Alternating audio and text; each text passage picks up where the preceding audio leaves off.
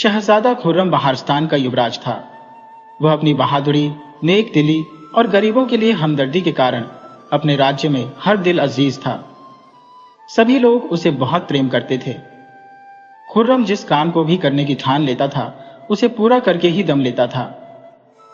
इन सभी गुणों को देखकर बादशाह बहुत प्रसन्न रहते थे। हालांकि खुर्रम उनका इकलौता बेटा था, फिर भी वे उसे खतरनाक कामों से कभी नहीं रोकते थे। बादशाह का एक ही विचार था कि इंसान को जब तक जीना है तब तक एक बहादुर की तरह जिए, और अगर मरना पड़े तो एक इज्जतदार की मौत मरे, यानी जिंदा रहे तो जंग जीतने वाला गाजी और मरे तो शहीद। शहजादे खुर्रम को बागवानी से गहरा लगाव था। उसने अपने बाग में तरह तरह के रंग बिरंगे फूलों के पौधे लगा रखे थे, जिस वजह से वहां हमेशा बुलबुलों और कोयलों का बसेरा रहता था। इसके अलावा रंग बिरंगी तितलियां फूलों के इर्द गिर्द मंडराती रहती थी। बाग के फव्वारे रात दिन चलते रहते थे और कुछ खास पौधों की खुशबू से तो सारा बाग महकता रहता था। बागवानी के साथ साथ उसे शाही अंदाज में शिकार का भी शौक था। वह अक्सर अपने दोस्तों के साथ दूर दराज के जंगलों में शिकार खेलने जाया करता था और कभी भी खाली हाथ नहीं लौटता था। इसी तरह एक दिन वह अपने साथियों के साथ एक ऐसे दूर के जंगल की ओर गया जहां वह पहले कभी नहीं गया था। सुबह से ही वे शिकार की तलाश में घूमते रहे, मगर उन्हें कोई भी शिकार हाथ नहीं लगा। उनकी आदत थी कि वे अपने साथ खाने पीने का सामान लेकर नहीं चलते थे, बल्कि शिकार से ही अपने भोजन का इंतजाम करते थे। अब दोपहर होने लगी थी और अचानक उनकी नजर हिरणों के एक बड़े झुंड पर पड़ी। फिर क्या था, उन्होंने तुरंत अपने घोड़े उन हिरणों के पीछे दौड़ा दिए। हिरण भी बहुत फुर्तीले थे। उन्होंने जब पीछा करते हुए लोगों को देखा तो लंबी लंबी छलांगें भरते हुए और भी तेज दौड़ने लगे। लेकिन खुर्रम और उसके दोस्त भी हार मानने वाले कहाँ थे। उन्होंने भी घोड़ों को एड़ लगाना शुरू कर दिया, जिससे घोड़ों ने अपनी रफ्तार और बढ़ा दी। शहजादे खुर्रम का घोड़ा सबसे आगे था और वह अपने सभी साथियों से बहुत आगे निकल आया। तभी अचानक उसकी नजर आसमान की तरफ उठी। उसे सुनहरे परों वाली 2 कूजें नजर आई। इतनी खूबसूरत कूजें उसने पहले कभी नहीं देखी थी। उसने सोचा कि इन खूबसूरत पक्षियों को तो उसके बाग के तालाब में होना चाहिए। बस फिर क्या था, उसने हिरणों का पीछा छोड़ दिया और उस दिशा में हो लिया जिधर वो कूजें जा रही थी। उसे लगा कि आखिरकार ये कहीं ना कहीं तो जमीन पर उतरेंगी और फिर वह उन्हें पकड़ने की कोशिश करेगा। इसी तरह घोड़ों को दौड़ाते हुए उन कूजों का पीछा करते करते शाम ढलने लगी। शहजादे को चिंता हुई कि अगर ये कूजें इसी तरह उड़ती रही तो अंधेरा हो जाएगा और फिर उनके लिए इन पक्षियों का पीछा करना नामुमकिन हो जाएगा। तभी अचानक उसने देखा कि दोनों कूजें एक बाग में उतर गईं, जिसकी दीवारें बहुत ऊंची थी।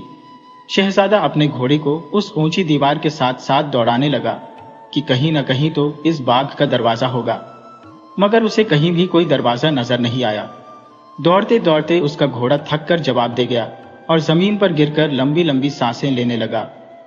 शहजादे को अपने घोड़े पर दया आई और वह उसकी पीठ थपथपाने लगा। घोड़े के पास ही एक दरख्त के नीचे वह खुद भी लेट गया। शहजादे ने फैसला किया कि वह दिन चढ़ने पर ही अपना सफर शुरू करेगा, तब तक घोड़ा भी तरोताजा हो जाएगा। सफर की वजह से उसकी कमर और टांगों में भी दर्द हो रहा था। वह भूखा प्यासा भी था, मगर उसने अपनी भूख और प्यास की परवाह नहीं की। रात काफी बीत चुकी थी और ठंडी ठंडी हवा के झोंकों ने उसे जल्द ही नींद की दुनिया में पहुंचा दिया। जब उसकी आंख खुली तो सूरज की किरणों ने चारों ओर उजाला फैला दिया था।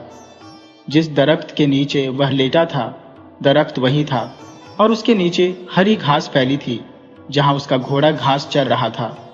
उसे हैरानी हो रही थी कि वह बाग और उसकी ऊंची दीवारें कहां गायब हो गईं। अभी वह इन्हीं विचारों में डूबा हुआ था कि उसे बहुत महीन आवाजें सुनाई दी, जैसे कुछ लड़कियां हंस रही हो और कह कहे लगा रही हो, मगर उसे कुछ भी दिखाई नहीं दिया। उसने दरख्त पर नजर दौड़ाई, मगर वहां भी कोई नहीं था। हंसी और बातों की आवाजें बिल्कुल साफ सुनाई दे रही थी, जैसे कोई उसके पास ही खड़ा हो। और फिर अचानक चारों तरफ खामोशी छा गई। वह काफी देर तक वहीं खड़ा रहा। फिर वह आगे बढ़ा और घोड़े पर सवार होकर एक तरफ चल दिया। उधर शहजादे के दोस्त उसके लिए बहुत परेशान थे कि उनका साथी कहाँ चला गया। उन लोगों ने जिन हिरणों का पीछा किया था उनमें से कई हिरणों का शिकार कर लिया था। अब वे सब मिलकर उसे तलाश कर रहे थे। उन्हें पहले भी जंगलों में कई कई दिन हो जाते थे और जब शिकार से उनका मन भर जाता था तो वे वापस लौट आते थे। आज शहजादे के बिछड़े हुए दूसरा दिन था। ये लोग घोड़े दौड़ाए चले जा रहे थे कि जंगल में उन्हें एक बूढ़ा शख्स नजर आया। उस जमाने में बहुत से लोग भगवान की इबादत करने के लिए जंगलों में रहा करते थे।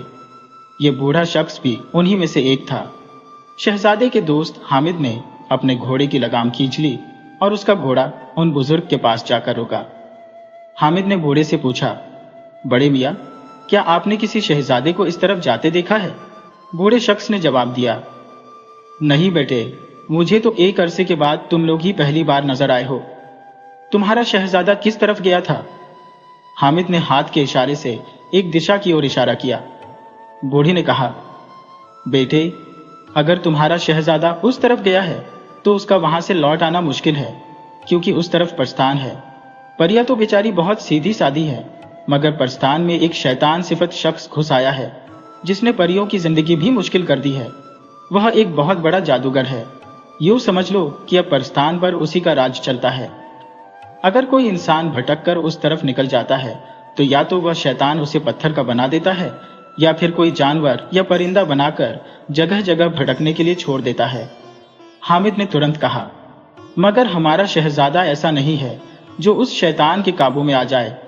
उसके गले में एक बहुत बड़े बुजुर्ग का दिया हुआ ताबीज है। उस ताबीज के होते हुए वह शैतान शहजादे का कुछ नहीं बिगाड़ सकेगा, बल्कि शहजादा उसे जरूर जहन्नुम पहुंचा देगा।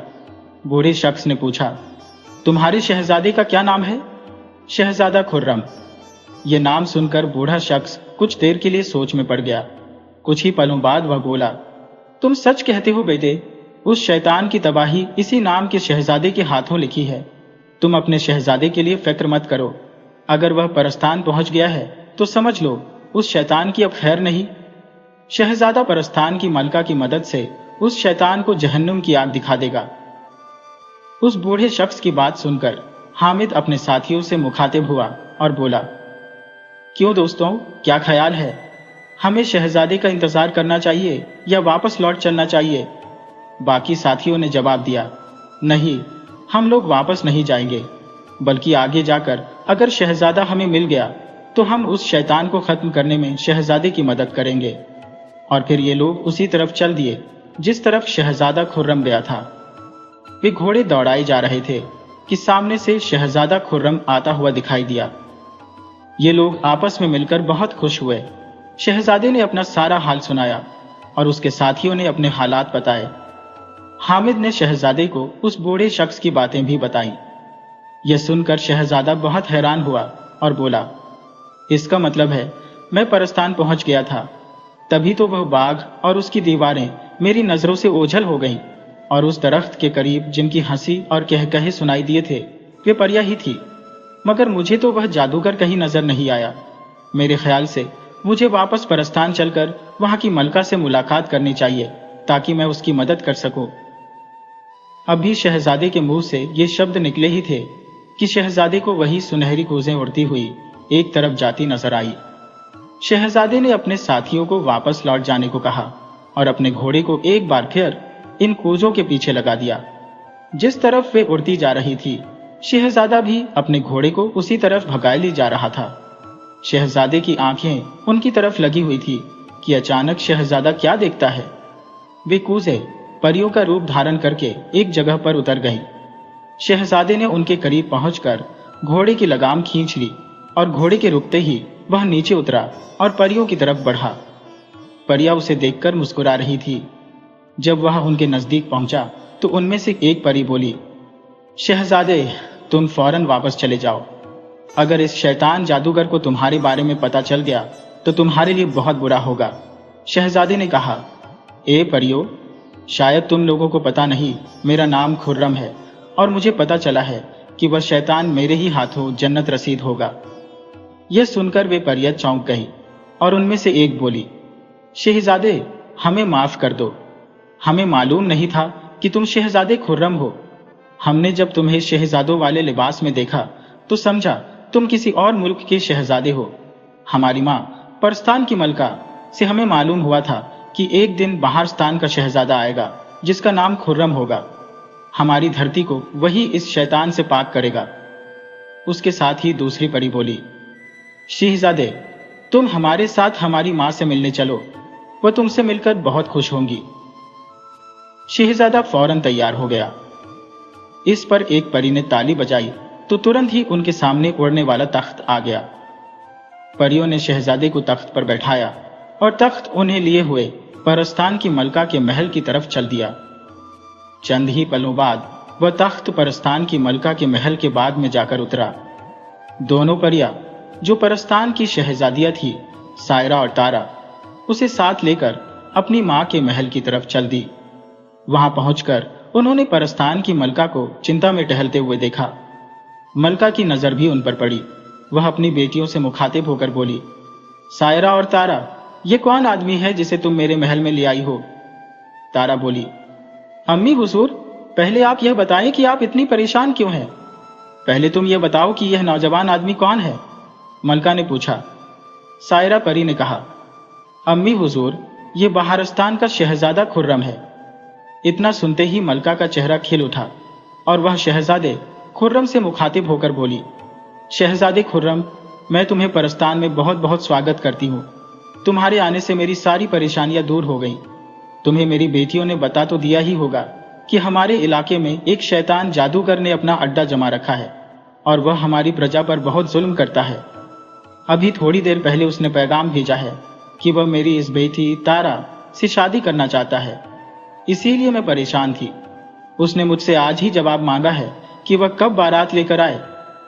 शहजादे खुर्रम ने कहा, ए मलका, आप फिक्र न करें, इस बात का जवाब लेकर मैं खुद उसके पास जाऊंगा।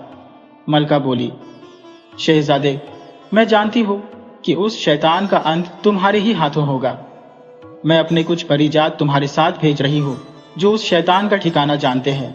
और फिर उसने ताली बजाई, जिसके साथ ही 2 परिजात हाजिर हो गए और हाथ बांधकर खड़े हो गए। मलका बोली, तुम लोग शहजादे खुर्रम को शैतान जादूगर के पास लेकर जाओ।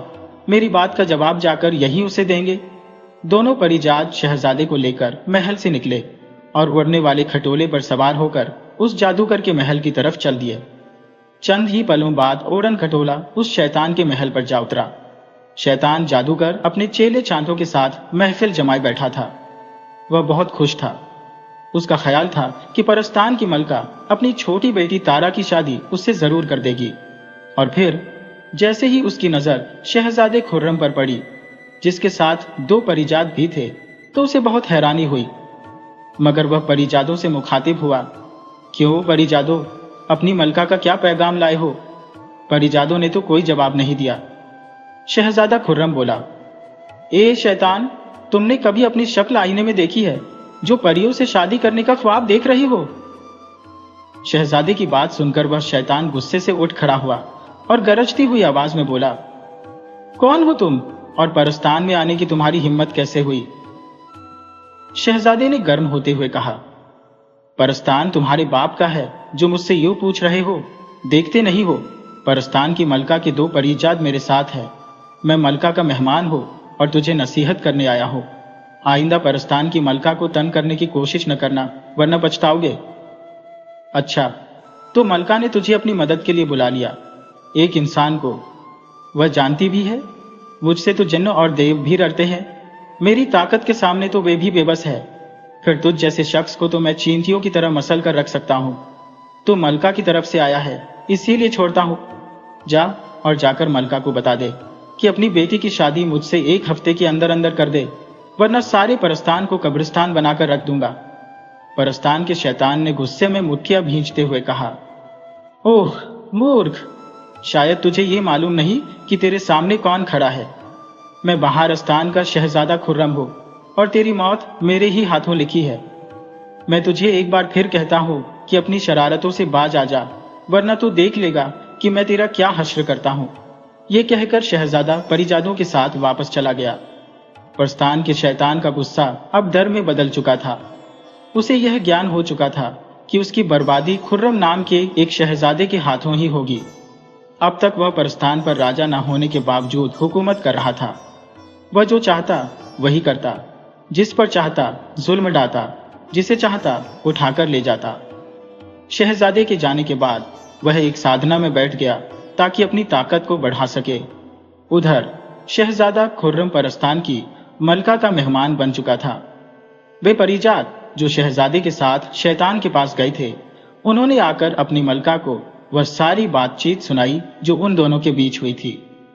मलका बहुत खुश थी कि परस्तान को बचाने वाला परस्तान में आ चुका है। इस तरह दिन पर दिन गुजरते गए। 1 हफ्ते से ज्यादा के दिन गुजर चुके थे, यानी उस शैतान ने जो परस्तान की मलका को धमकी दी थी कि 1 हफ्ते के अंदर अंदर वह अपनी बेटी की शादी उससे कर दे, वरना वह परस्तान को कब्रिस्तान में बदल देगा। वह वक्त गुजर चुका था और उस शैतान की तरफ से कोई हरकत नहीं हुई, बल्कि वह अपनी वह जगह छोड़कर एक बहुत पुराने कुएं में जा छुपा। उसने उस कुएं के चारों ओर जादू का एक सुरक्षा घेरा बना दिया ताकि कोई उस कुएं में दाखिल न हो सके। इस बात की जानकारी परस्तान की मलका को भी हो गई और उसने शहजादे खुर्रम को भी यह खबर दी। शहजादा बोला, ए मलका, वह शैतान चाहे जहां भी जाकर छिप जाए, मैं उसे वहीं जाकर जहन्नुम रसीद कर दूंगा। मैं अपनी तरफ से पहल नहीं करूंगा, उसे मौका दूंगा कि वह अपने बचाव के लिए जो भी चाहे कर ले। उसकी बातों से मलका संतुष्ट थी। वह जानती थी कि अब परस्तान का शैतान उसका कुछ नहीं बिगाड़ सकेगा। शहजादा परस्तान की मलका का मेहमान था। उसे परस्तान में हर जगह घूमने फिरने की आजादी थी, यहां तक कि कई परिजात उसकी सेवा में लगे हुए थे। परस्तान आखिर परस्तान था। वहां की हर चीज इंसानों की बस्तियों से अलग और आश्चर्यजनक थी। परस्तान की खास बात यह थी कि वह इंसानों की नजरों से छिपा रहता था। अगर परस्तान का कोई निवासी चाहता तो वह इंसानों को परस्तान दिखा देता। परस्तान का इलाका बहुत ही सुंदर था। जहां भी शहजादा जाता वह बहुत आनंदित महसूस करता। एक दिन शहजादा घूमते फिरते उस कुएं के करीब जा पहुंचा। उसने देखा कि कुएं के चारों ओर आग भड़क रही है। उसे पता चल गया कि वह शैतान इसी कुएं में छिपा बैठा है। उसने सोचा कि वह आगे बढ़कर कुएं में कैसे झांके, क्योंकि आग का काम तो जलाना होता है। अभी वह यह सोच ही रहा था कि उसे एक धीमी सी आवाज सुनाई दी, शहजादे, यह जादू है, नजर का धोखा। तुझ पर किसी जादू का असर नहीं हो सकता। बेधड़क आगे बढ़ो, यह आग तुम्हारा कुछ नहीं बिगाड़ सकेगी।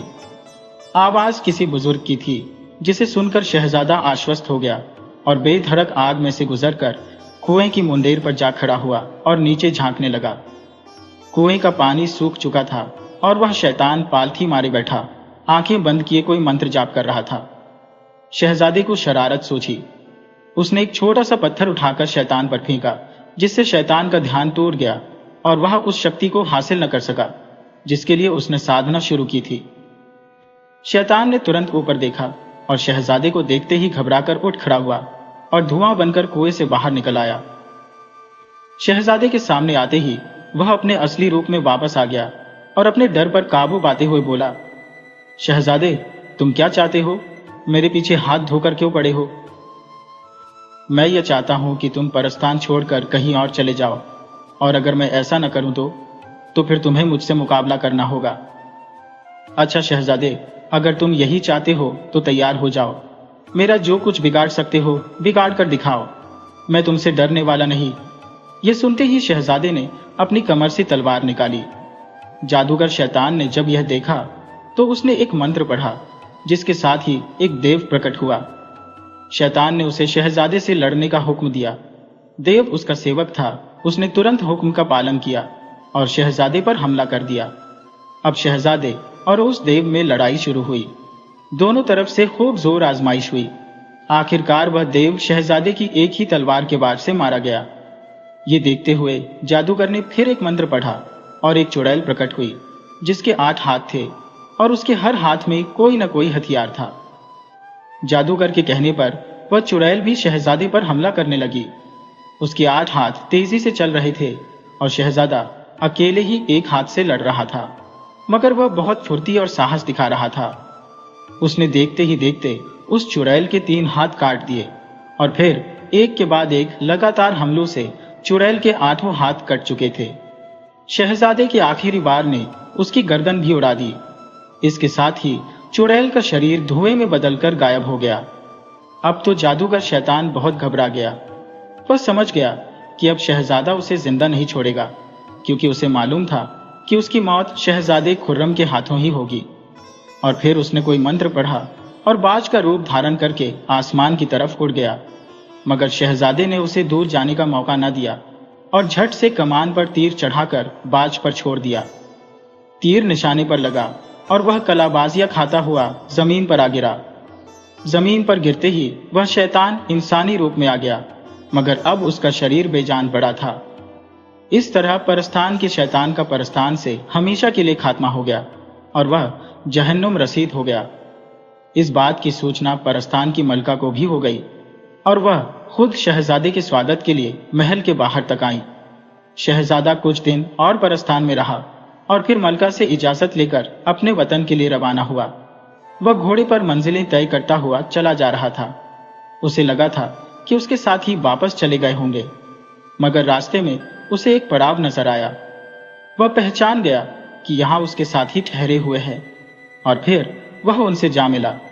और फिर उसने हामिद और दूसरे साथियों को तमाम घटनाएं सुनाई, जिन्हें सुनकर उसके साथी बहुत खुश हुए।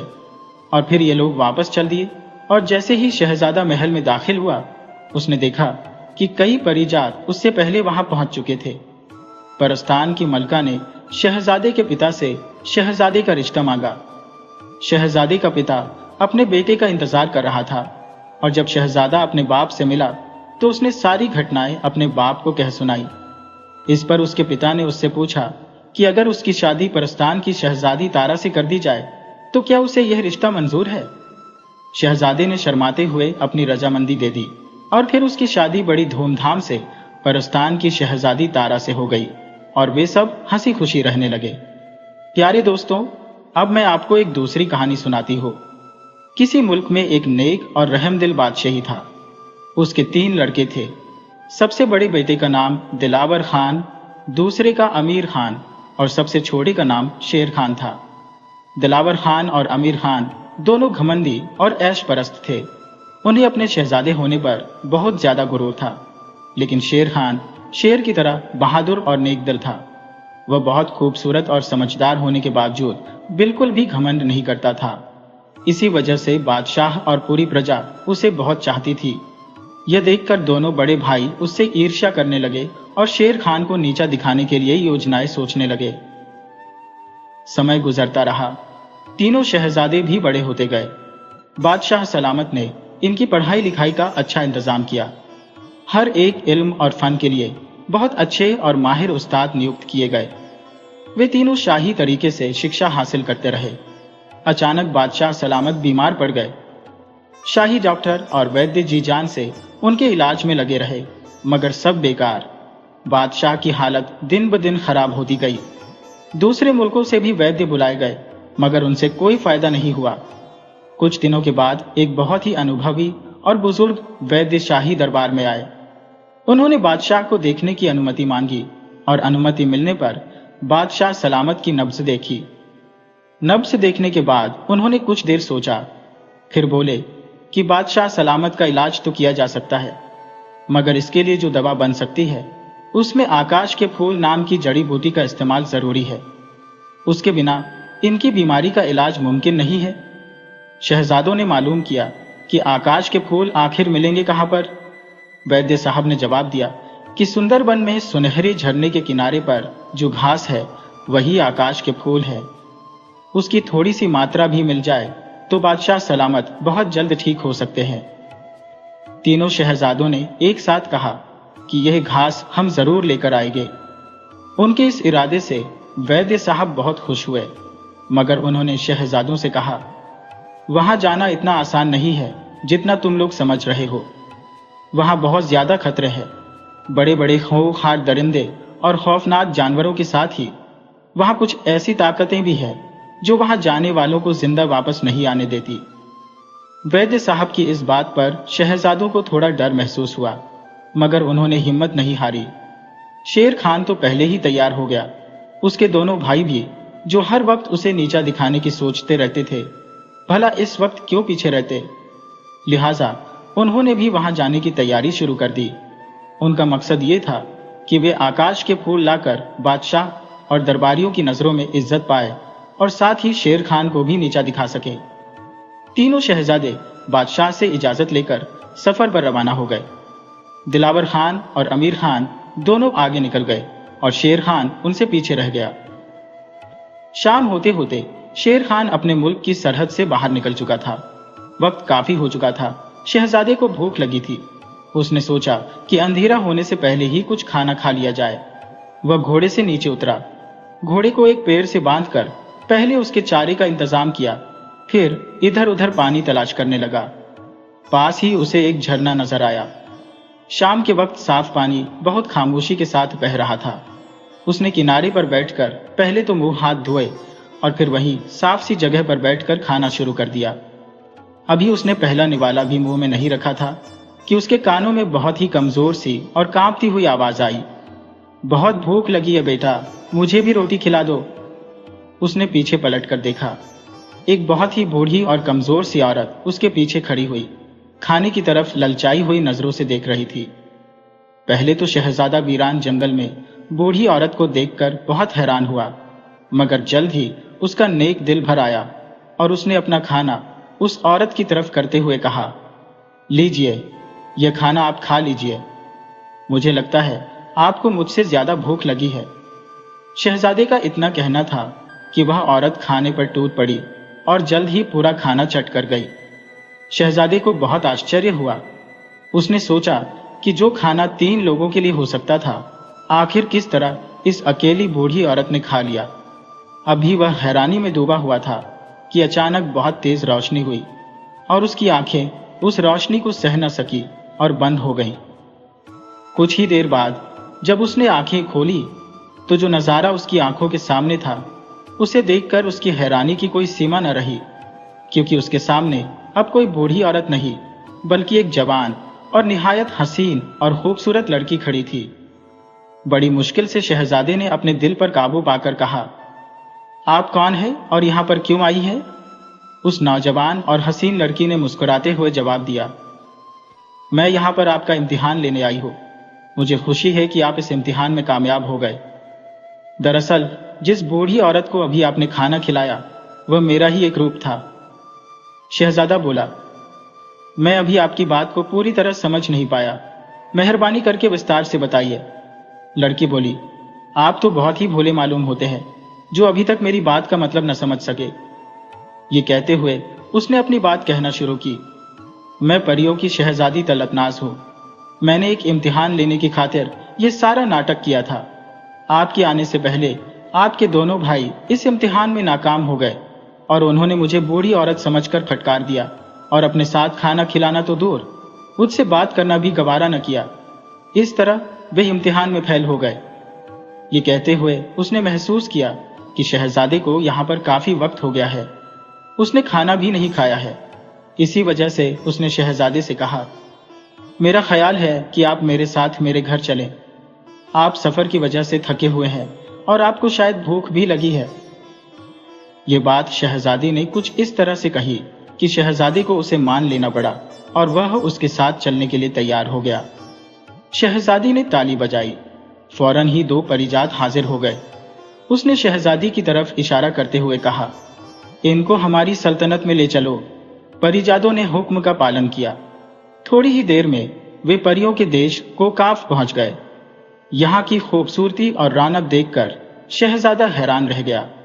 पूरा इलाका ही खुशनुमा और खुशबूदार फूलों से महक रहा था। मकान भी साफ सुथरे और मजबूत बने हुए थे। हर तरफ अजीबोगरीब और दिल को खुश करने वाला माहौल था। शहजादी उसको अपने महल में ले गई और जो परिजात शहजादे को लेकर आए थे, उनसे शहजादे के आराम का इंतजाम कराया, क्योंकि दिन भर के सफर की वजह से वह काफी थका हुआ था। जल्द ही उसे नींद आ गई। शहजादी को ख्याल आया कि अभी तक शहजादे ने खाना भी नहीं खाया और उसका खाना भी वह खुद ही खा जाने की वजह से शहजादा भूखा ही है।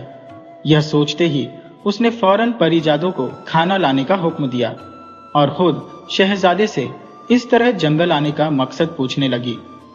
शहजादे ने उसको अपने पिता के बीमार होने और फिर उनके इलाज के लिए सुंदरबन से आकाश के फूल लाने वाली पूरी बात बता दी।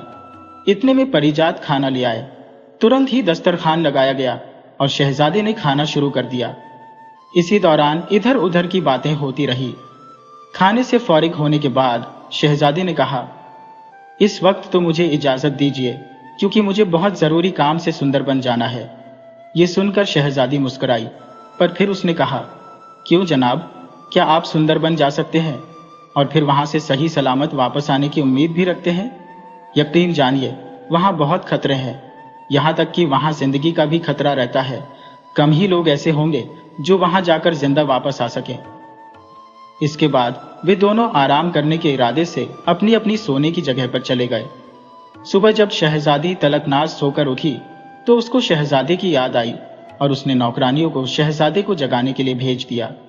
फिर वह तैयार होकर अपने कमरे से बाहर आया। शहजादी उसको दूसरे कमरे में ले गई, जहां उसके नाश्ते का इंतजाम किया गया था।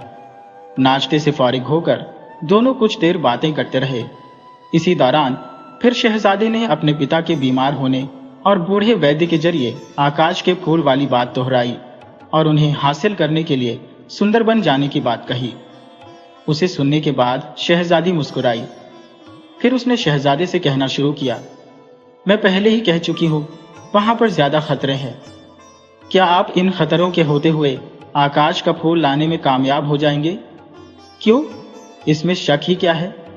जब इंसान किसी काम का पक्का इरादा कर ले तो वह मेरे ख्याल में इससे कामयाबी हासिल कर ही लेता है।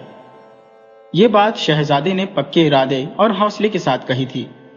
उसकी बात सुनकर शहजादी फिर बोली, जनाब, आपकी हिम्मत अपनी जगह है, मगर मुझे यकीन नहीं कि आप वह फूल लाने में कामयाब हो सकते हैं। इसलिए मैंने अपने खास सेवक को इस काम के लिए भेज दिया है और वह जल्द ही आपके लिए यह चीजें लेकर वापस आ जाएंगे। तब तक आप मेरे पास ही रहिए और आराम कीजिए। शहजादी की बात से उसे काफी राहत मिली और वह जब तक आकाश के फूल नहीं आ जाते तब तक के लिए वहीं रहने पर राजी हो गया। एक दिन उसने शहजादी से मालूम किया कि आखिर आपको यह सब नाटक करने की क्या जरूरत थी और इससे आपका क्या मकसद था। तो उसके जवाब में शहजादी बोली, मैं अपने माता पिता की इकलौती बेटी हूँ और बहुत ही लाड प्यार और नाजों में पली हूँ। शुरू से मेरे माता पिता मेरी हर इच्छा पूरी करते आए हैं। इसी वजह से अब शादी के चुनाव के लिए भी उन्होंने यह फैसला मेरी मर्जी पर छोड़ दिया है। मगर मैंने अपना जीवन साथी चुनने के लिए बाहरी दौलत और हुस्न ओ जमाल को छोड़कर अच्छे चरित्र और नेकी को ज्यादा महत्व दिया और यह तय किया कि जो भी मेरे इस इम्तिहान में कामयाब हो जाएगा मैं उसी को अपने लिए चुन लूंगी। ये कहते कहते उसका चेहरा शर्म से लाल हो गया और उसने शर्म से अपनी आंखें झुका ली। कुछ देर बाद शहजादी ने फिर कहना शुरू किया, अब्बा मोहतरम के इस फैसले की वजह से मैंने यह तय किया था कि बूढ़ी औरत का भेष बदलकर इस तरह नौजवानों का इम्तिहान लो, क्योंकि मेरे विचार से शक्ल और सूरत से ज्यादा अच्छे व्यवहार और चरित्र की ज्यादा अहमियत है। बहुत से नौजवान मेरे इस इम्तिहान में आए मगर वे कामयाब न हो सके। उनमें से आपके दोनों भाई भी थे जो घमंडी होने के साथ ही ईर्ष्यालु और सख्त दिल भी थे, लेकिन आप मेरे इस इम्तिहान में पूरी तरह से कामयाब हुए और आज मेरा यह मकसद पूरा हो गया। शहजादी ने अपनी बात पूरी की और फिर वहां से उठकर चली गई। दिन काफी चढ़ चुका था। एक गुलाम हाजिर हुआ और इज्जत से प्रणाम करके बहुत अदब और सम्मान से बोला, शहजादी साहिबा, हुजूर ने याद फरमाया है। तुरंत ही शहजादी अपने पिता के पास पहुंच गई और प्रणाम करके अपने पिता के पास बैठ गई। कुछ देर बाद शहजादी बोली, अब्बा हुजूर, आपने हमें याद फरमाया था, फरमाइए क्या हुक्म है। बादशाह बोला, बेटी, हमने सुना है तुम्हारे साथ कोई इंसान भी है। भाई, हमको हो तो उनसे मिलवाओ। क्यों नहीं अब्बा जान, अभी हम उनसे आपकी मुलाकात कराते हैं। शहजादी ने सेवकों को हुक्म दिया कि वे जाकर शहजादे को अपने साथ ले आए और खुद बादशाह को वह सारा वाकया सुना दिया जो जंगल में उसके साथ गुजरा था। उसी दौरान दोनों सेवक शहजादे को अपने साथ लेकर बादशाह के दरबार में वापस आ गए। शहजादे से मुलाकात के बाद बादशाह उसके शिष्टाचार और तहजीब से बहुत प्रभावित हुए। बादशाह ने शहजादी से कहा, आज दोपहर का खाना तुम हमारे ही साथ खाना। यह कहकर बादशाह सलामत वहां से उठकर आराम करने चले गए। फिर ये दोनों वहां से निकलकर बाग में टहलने लगे।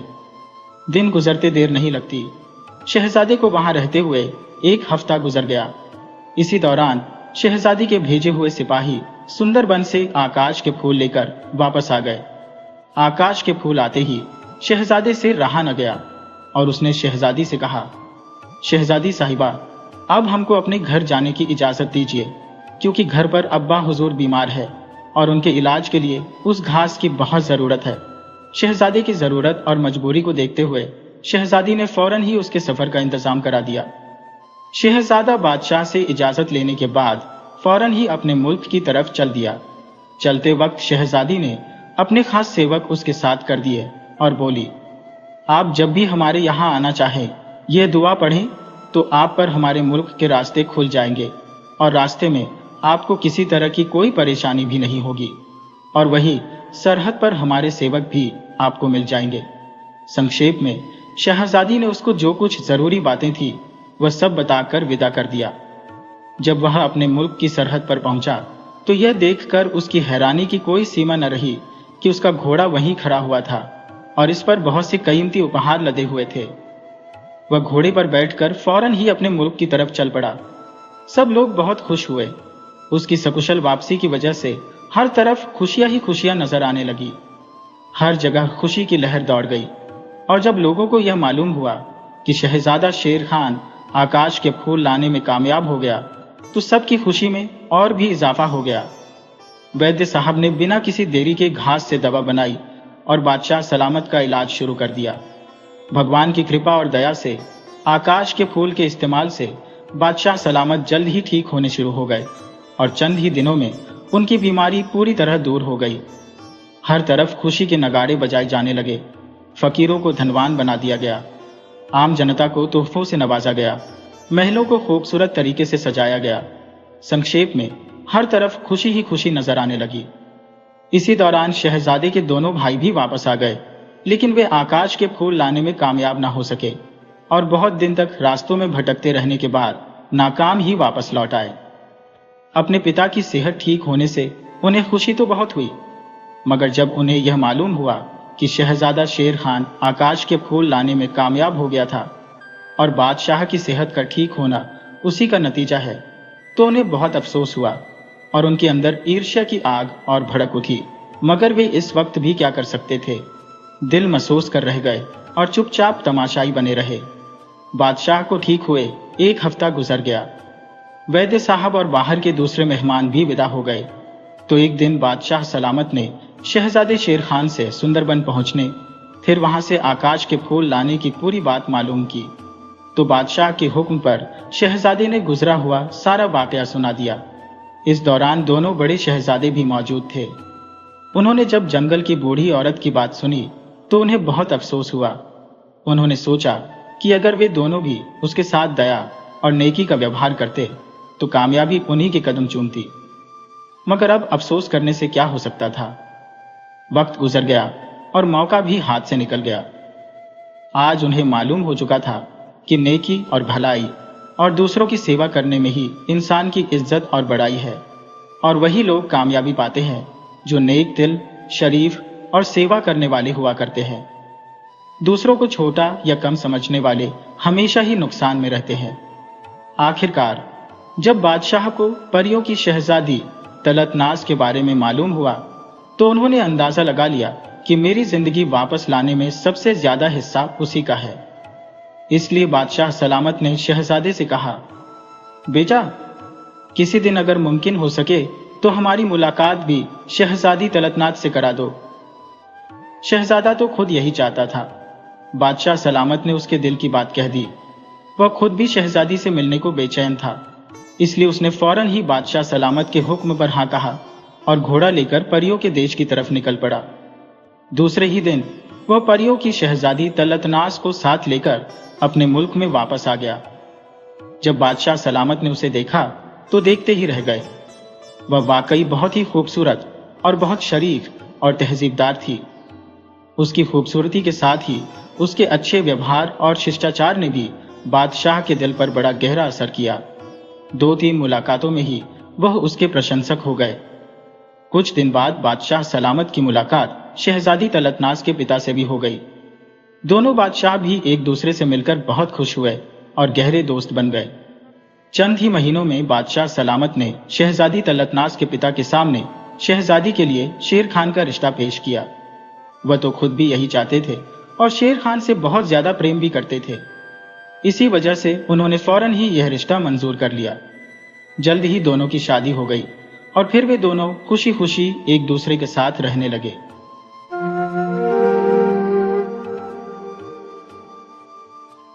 बहुत पुरानी बात है, जब जमाना कुछ और ही था।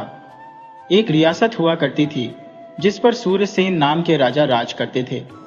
राजा बहुत ही नेक दिल इंसान थे और उनकी बुद्धि का लोहा तो दूर दूर के लोग मानते थे। वह सिर्फ नाम के राजा नहीं थे, बल्कि उनकी न्याय की बातें मीलों तक फैली हुई थी। उनका राजपाट बहुत बड़ा था और प्रजा उन्हें सिर आंखों पर बिठाती थी। पर क्या हुआ कि एक दिन राजा के साथ एक ऐसी घटना घट गई जिसने उनके अंदर नफरत का ऐसा बीज बो दिया कि वह जब भी किसी लड़की से शादी करते तो अगले ही दिन उसे फांसी पर लटका देते थे। राजा की इस भयानक आदत से उनके प्रधानमंत्री, महामंत्री और यहां तक कि सारी प्रजा भी बहुत परेशान हो चुकी थी। एक रोज की बात है, इस जुल्म से दुखी होकर नगर के लोग, जिनके कलेजे अपनी बेटियों के लिए रो रहे थे, सीधे महामंत्री जी के घर जा पहुंचे। उन लोगों ने रोते हुए कहा, महामंत्री जी, हमें इंसाफ चाहिए। हमारी बेटी का आखिर कसूर क्या है? राजा हमारी बच्चियों को इतनी बेदर्दी से क्यों मरवा देते हैं? महामंत्री जी भी उनकी बात सुनकर बहुत दुखी हुए। उनका दिल भी टूट गया था। पर वह बेचारे करते भी क्या? वह तो हर रोज राजा को समझाने की कोशिश करते थे, पर राजा साहब उनकी बात को कान धर कर सुनते तब ना। प्रजा के लोगों ने हाथ जोड़कर कहा, महामंत्री जी, आप किसी भी तरह राजा को समझाइए और हमारी बेटियों की जिंदगी बचाइए। इतना कहकर सारे लोग वहां से चले गए। अब सुनो, उन्हीं महामंत्री की एक बहुत ही प्यारी बेटी थी जिसका नाम था स्नेहलता। वह भी अपने पिता के पास खड़ी थी और उसने सारा माजरा सुन लिया था। स्नेहलता, जैसा कि नाम था, थी भी बेहद खूबसूरत, बहुत अक्लमंद और हर काम में होशियार। वह अपने पिता से हिम्मत जुटाकर कहने लगी, पिताजी, मैं राजा सूर्यसेन से शादी करना चाहती हूँ। ये सुनकर महामंत्री जी के होश उड़ गए। उन्होंने कांपते हुए आवाज में पूछा, बेटी, तुम्हें पता है कि वह राजा कैसा जालिम है? वह तुम्हें अगले दिन फांसी पर लटकवा देगा, फिर भी तुम उनसे ब्याह करना चाहती हो? बेटी ने शांत मगर पक्के स्वर में जवाब दिया, पिताजी, लोग क्या कहेंगे कि महामंत्री तो अपनी बेटी को छिपाकर रखता है और दूसरों की बेटियों पर जुल्म होने देता है। कल को आप लोगों से यह गर्व से कह सकेंगे ना कि जहां दूसरों की बेटियों को मैं न बचा सका, वहां मैंने अपनी बेटी को भी बलिदान होने से नहीं रोका। इसलिए पिताजी, आप मेरी शादी राजा से करवा दीजिए। और वैसे भी जिंदगी और मौत तो ऊपर वाले के हाथ में है। महामंत्री अपनी लाडली बेटी से बहुत प्यार करते थे, पर जब बेटी ने जिद पकड़ ली तो उन्हें झुकना पड़ा। तब उन्होंने बेटी को सारी बात साफ साफ बताई कि क्यों राजा सूर्यसेन शादी के दूसरे दिन ही अपनी पत्नी को मौत के घाट उतार देते हैं। मंत्री जी ने बताया, बेटी, कुछ वक्त पहले की बात है। राजा सूर्यसेन की एक बहुत सुंदर पत्नी थी। राजा उन्हें अपनी जान से ज्यादा चाहते थे। एक दिन राजा ने अपनी पत्नी को अपने ही एक नौकर के साथ इश्क लड़ाते हुए देख लिया।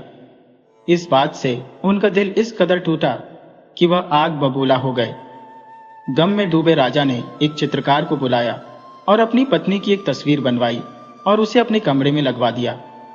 यह इसीलिए ताकि उन्हें अपनी पत्नी की बेवफाई हमेशा याद रहे और उन्हें यह भी हमेशा याद रहे कि औरतें कितनी बेवफा होती है।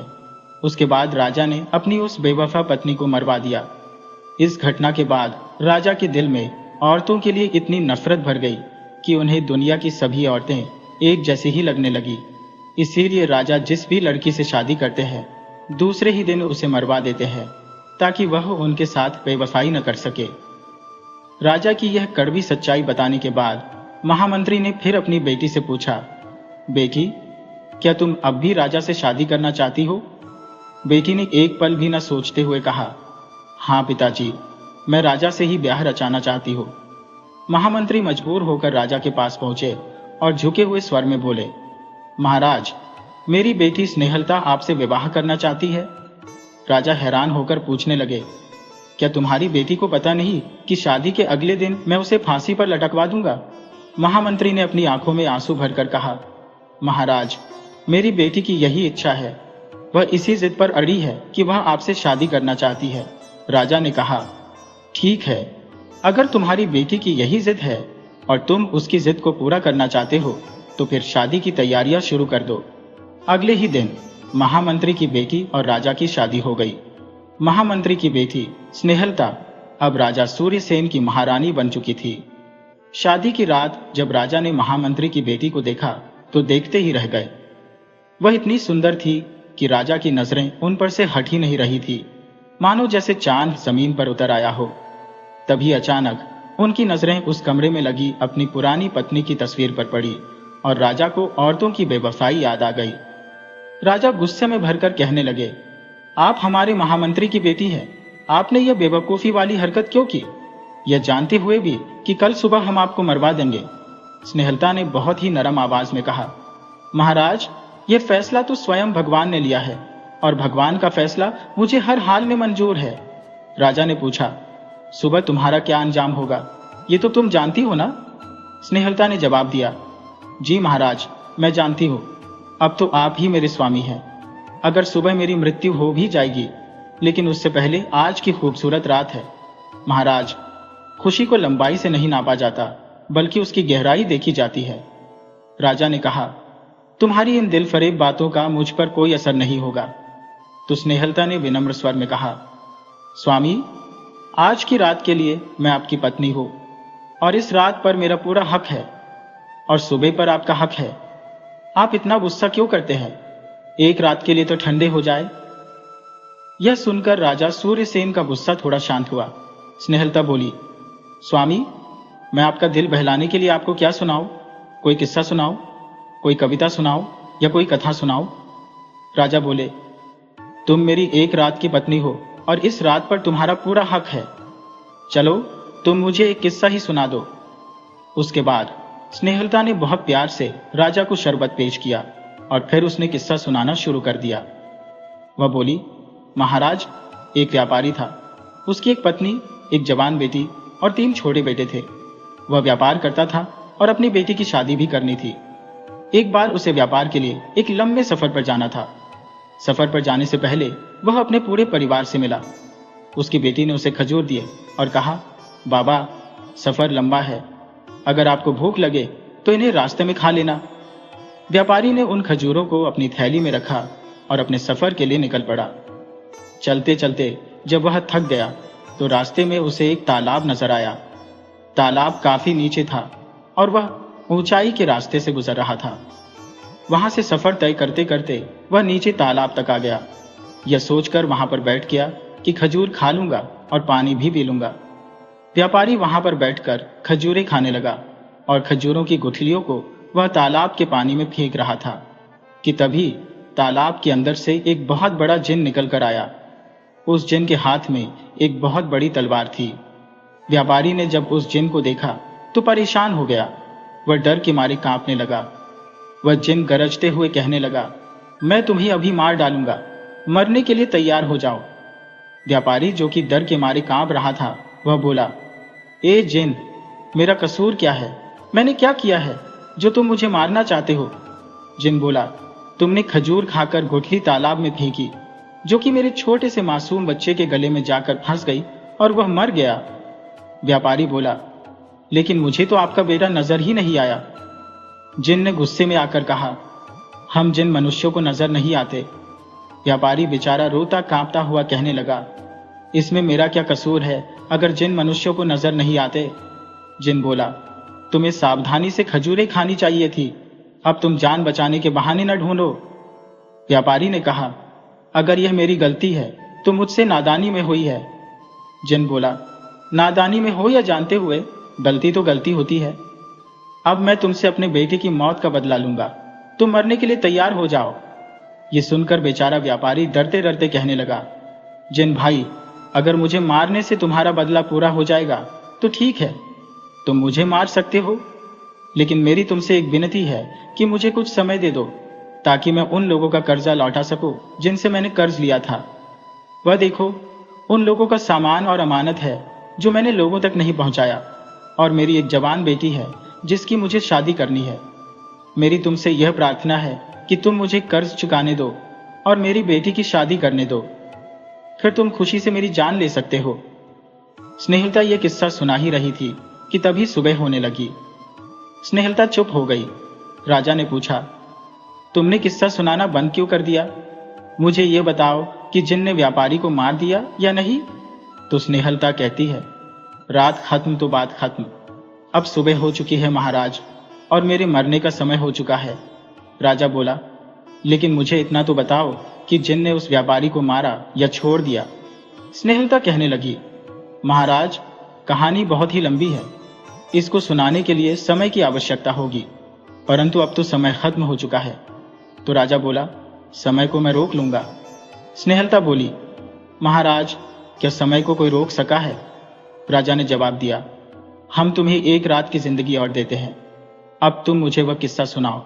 स्नेहलता बोली, महाराज, किस्से तो रातों को सुनाए जाते हैं, और अब तो सुबह हो चुकी है। आपको अपने राजपाट के काम भी करने होंगे। राजा बोला, ठीक है, मैं तुम्हें एक दिन और एक रात की जिंदगी और देता हूं। इसके बाद स्नेहलता स्नान करने के लिए गई। उसने पूजा पाठ किया।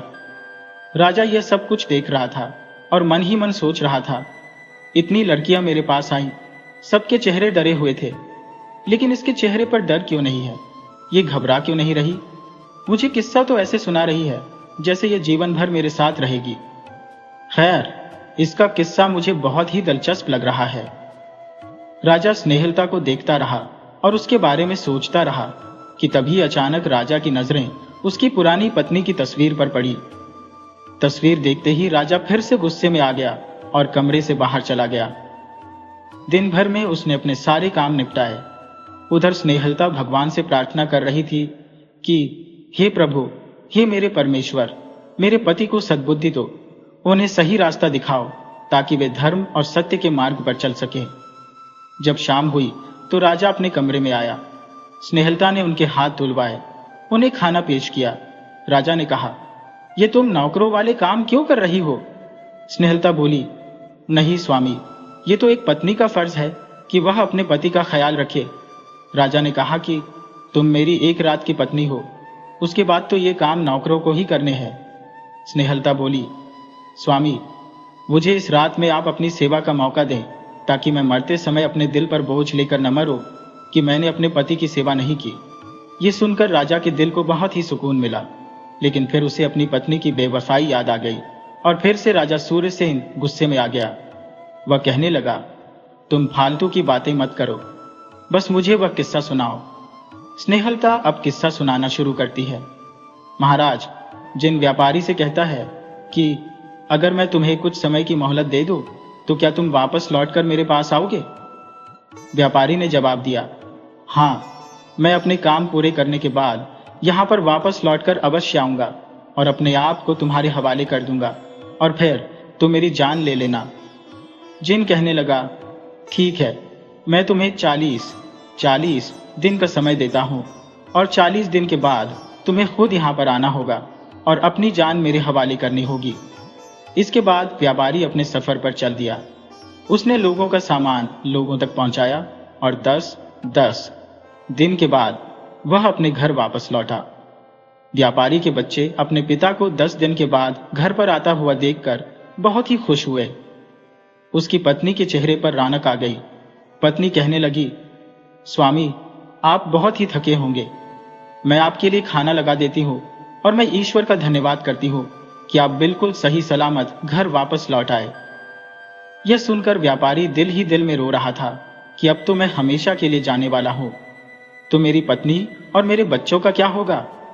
दूसरे दिन वह अपनी पत्नी और बच्चों को वह सभी उपहार देता है जो उसने उनके लिए रास्ते में से खरीदे थे। पत्नी कहने लगी, स्वामी, मुझे गहनों की आवश्यकता नहीं है, मेरे गहने तो आप हैं, बस आप मेरे साथ रहिए, मुझे कुछ और नहीं चाहिए। ये सुनकर व्यापारी की आंखों में आंसू आ गए। उस व्यापारी ने एक कागज पर अपनी जिंदगी के 40 दिनों का हिसाब किताब लिखा हुआ था। वह कागज उसकी जेब में था। वह हर रोज उसे देखता कि उसकी जिंदगी के कितने दिन कम हो रहे हैं। जब उसे लगा कि एक एक दिन कम होता जा रहा है, आखिरकार कुछ ही दिनों के बाद उसने अपनी बेटी की शादी करवा दी और उसकी बेटी विदा होकर अपने ससुराल चली गई। उस व्यापारी की मौत का समय अब बिल्कुल नजदीक आ चुका था।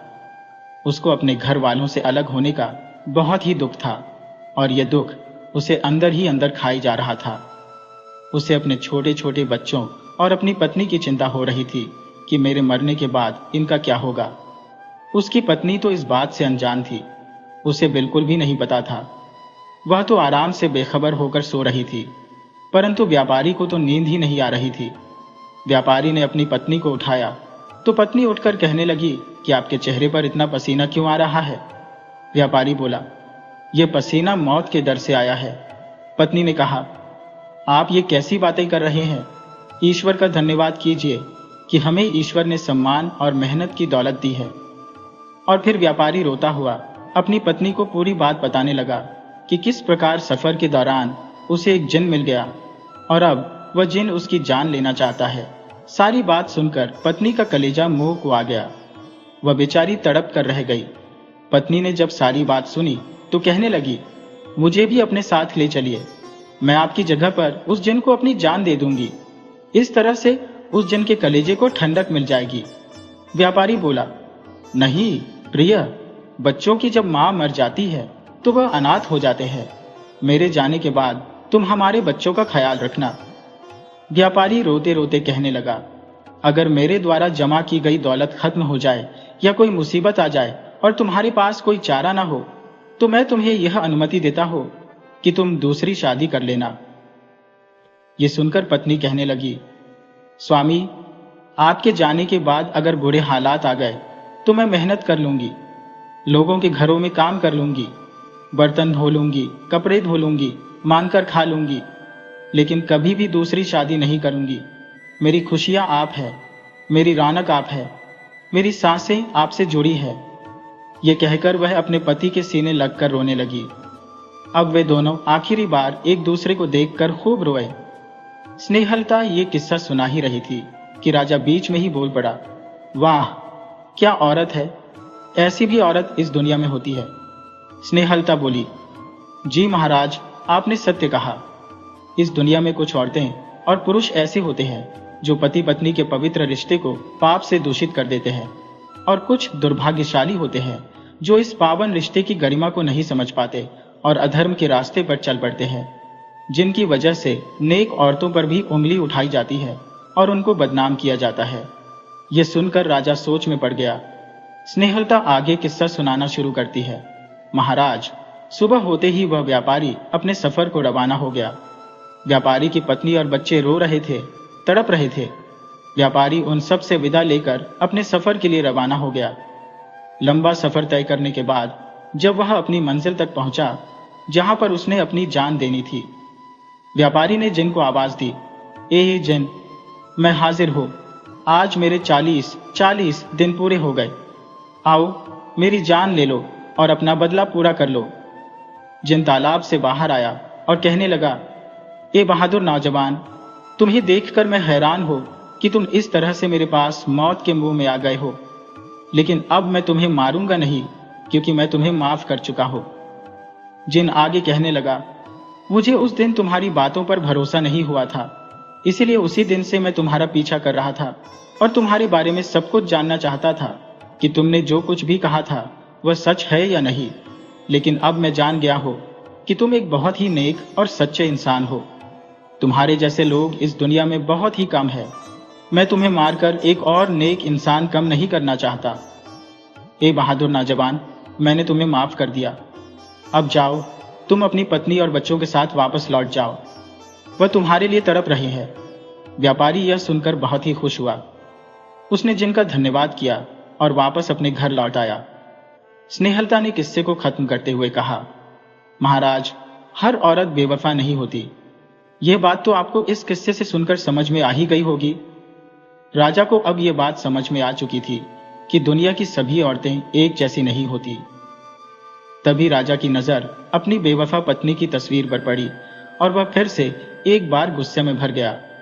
तभी स्नेहलता उस तस्वीर के सामने आ गई और कहने लगी, स्वामी, जब तक आप इस तस्वीर को नष्ट नहीं कर देते, दूसरी औरतें आपको बेवफा ही लगेंगी और आपको बस इसकी बेवफाई ही याद आएगी और मेरी वफा आपको याद नहीं आएगी। राजा ने उसी समय अपनी बेवफा पत्नी की तस्वीर को तोड़ दिया और स्नेहलता का हाथ पकड़ लिया और बोला, आज तुमने मेरी आंखें खोल दी और मुझे एक और गुनाह करने से बचा लिया। मैंने कितनी ही औरतों से शादी की है, लेकिन तुम ऐसी औरत हो जिसने मुझे गलत साबित कर दिया। स्नेहलता ने कहा, महाराज, अगर आप मुझे मारना चाहते हैं तो मार सकते हैं, लेकिन मेरी एक शर्त है कि आप मुझे सिपाहियों के हाथों न मरवाए, क्योंकि यह मुझे पसंद नहीं कि मुझे कोई सिपाही हाथ लगाए। अगर मैं मरूंगी तो आपके हाथों से ही मरूंगी, ताकि मेरी आत्मा को शांति मिले। राजा बोला, नहीं रानी, मैं तुम्हें कुछ नहीं करूंगा और अपनी सांसों के बराबर समझूंगा। अब से तुम मेरी जिंदगी में रहोगी, और हाँ, एक वादा मुझसे करो कि तुम मुझे रोज ऐसे ही किस्से सुनाया करोगी। स्नेहलता मुस्कुराते हुए कहने लगी, जी हुजूर, मैं आपको ऐसे ही किस्से रोज सुनाया करूंगी। अब राजा के महामंत्री, मंत्री, खजांची सभी लोग बहुत ही खुश थे, और सबसे ज्यादा खुश तो महामंत्री था, क्योंकि उसकी बेटी की जिंदगी बच गई थी और वह महारानी बन गई थी। राजा ने महामंत्री की बेटी को रानी बनाकर न सिर्फ उसका जीवन संवार दिया, बल्कि अपने राज्य में एक मिसाल भी कायम की कि वह हमेशा सच्चाई और न्याय के रास्ते पर ही आगे चलेगा। एक और किस्सा है जो इसी वफा और बेवफाई के रंग में रंगा हुआ है। एक नगर में एक पंडित रहता था। वो अपनी पत्नी से बहुत ही प्यार करता था। एक दिन दोनों पति पत्नी की अपने परिवार वालों के साथ लड़ाई हो गई, जिसके कारण उन्हें अपना घर छोड़कर दूसरे नगर जाना पड़ा। रास्ते में चलते चलते उसकी पत्नी को प्यास लगी। उसने अपने पति से कहा, देखिए जी, मुझे बहुत ही प्यास सता रही है। पत्नी की बात सुनकर पंडित पानी लेने के लिए निकल गया। जैसे ही वह पंडित पानी लेकर वापस आया तो देखता क्या है कि उसकी पत्नी मरी पड़ी है और उसकी पत्नी के पास से एक सांप जा रहा था। वह समझ गया कि उसकी पत्नी को अवश्य ही इस सांप ने काटा होगा। अपनी पत्नी को मरा हुआ देखकर वह पंडित जोर जोर से रोने लगा। ठीक उसी समय एक आकाशवाणी हुई, हे पंडित, तुम अपनी पत्नी को अपनी आधी आयु दे दो तो यह बच सकती है।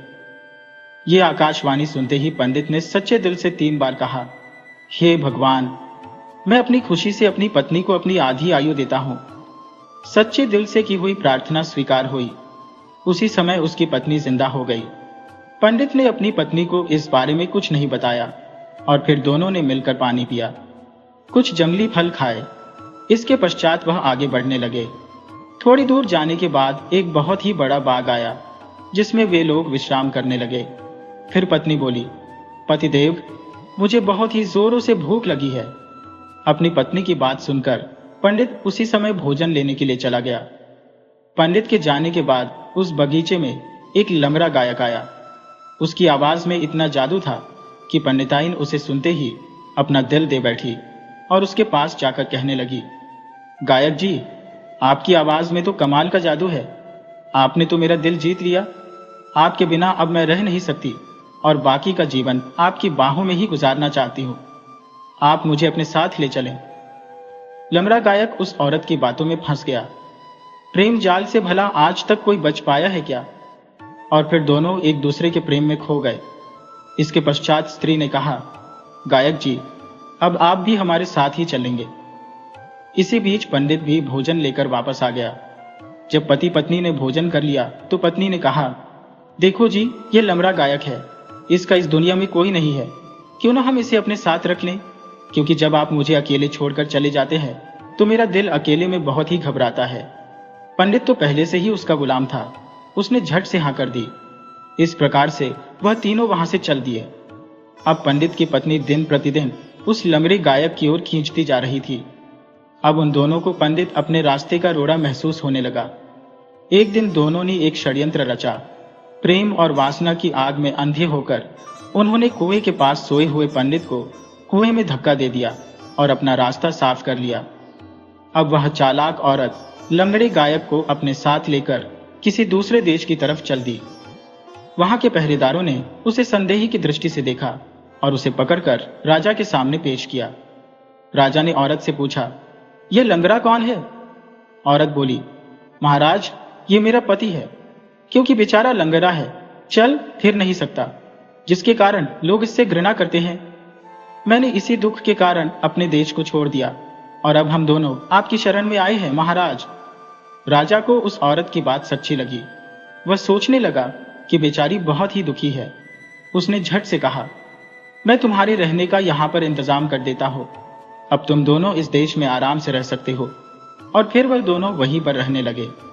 उधर किसी दूसरे साधु ने पंडित को कुएं से निकाल लिया और वह पंडित भी उसी नगर में आ पहुंचा जहां पर उसकी पत्नी उस लंगड़े गायक के साथ रहती थी। एक दिन उस औरत ने अपने पति को देख लिया। डर के मारे उसका बुरा हाल था, लेकिन उसने एक नई चाल चली। वह फिर से राजा के पास गई और कहने लगी, महाराज, एक पापी मेरे पीछे लगा है, शायद वह मेरी हत्या करना चाहता है। राजा ने उसी समय पंडित को बुलवाया और औरत के कहने पर उसे मौत की सजा सुना दी। लेकिन फांसी देने से पहले राजा ने उससे पूछा कि तुम मुझे यह बताओ कि मरने से पहले क्या तुम्हारी कोई अंतिम इच्छा है? तब वह पंडित अपनी पापी पत्नी की ओर गौर से देखते हुए कहने लगा, महाराज, यह औरत किसी समय मेरी पत्नी थी और आज मेरी दुश्मन बन गई है। राजा ने आश्चर्य से पंडित की ओर देखा, जैसे कि वह उसकी बात पर विश्वास नहीं कर रहा हो। तभी महाराज ने कहा, पंडित, क्या तुम इस बात का कोई सबूत दे सकते हो?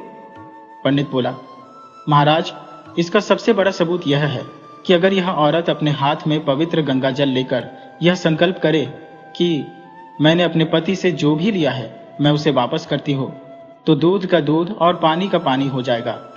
क्योंकि अगर पवित्र गंगा जल को हाथ में लेकर यह स्त्री झूठ बोलती है तो इसके की सजा भगवान इसे अवश्य देंगे, ऐसा मेरा विश्वास है। पंडित की यह बात सुनकर पूरे राज दरबार में सनसनी सी फैल गई। सभी लोग पंडित और उसकी पत्नी की तरफ देखने लगे। तब राजा ने तुरंत गंगा जल मंगवाया और पंडित की पत्नी को आदेश दिया कि जैसा पंडित ने कहा है वैसा संकल्प करें। अब क्योंकि पंडित की पत्नी के मन में बेईमानी थी, वह यह करना तो नहीं चाहती थी, परंतु राज दरबार में खड़े होकर अगर उसने राजा की आज्ञा का पालन न किया तो इसका परिणाम मृत्यु दंड भी हो सकता था। इसलिए न चाहते हुए भी उसे ऐसा करना ही पड़ा। जैसे ही उसने पवित्र गंगा जल अपने हाथ में लिया और डरते डरते कहा कि आज तक मेरे पति ने मुझे जो भी दिया है मैं इन्हें वापस करती हूँ, बस इतना कहना था कि इसके साथ ही उसकी मृत्यु हो गई। राजा ने आश्चर्य से पंडित की ओर देखा और कहा, यह क्या बात है? और फिर पंडित ने राजा को उस बेवफा स्त्री की सारी कहानी सुना डाली और कहा, महाराज, इसे नहीं मालूम था कि मैंने इसे अपना आधा जीवन दान में दिया था। पंडित की दुख भरी कहानी सुनकर राजा को बहुत ही सहानुभूति हुई और फिर राजा ने पंडित को पूरे सम्मान के साथ अपने दरबार से विदा कर दिया। देखो दोस्तों, ये कहानियां हमें बताती हैं कि हर सिक्के के दो पहलू होते हैं। राजा सूर्यसेन को एक धोखे ने इतना कड़वा बना दिया था कि वह हर औरत को एक ही तराजू में तौलने लगे थे, पर स्नेहलता की वफादारी और समझदारी ने यह साबित कर दिया कि दुनिया में नेक इंसान आज भी मौजूद है। हमें कभी भी एक गलती की वजह से सबको बुरा नहीं समझना चाहिए और विश्वास हमेशा बड़ी ताकत होता है।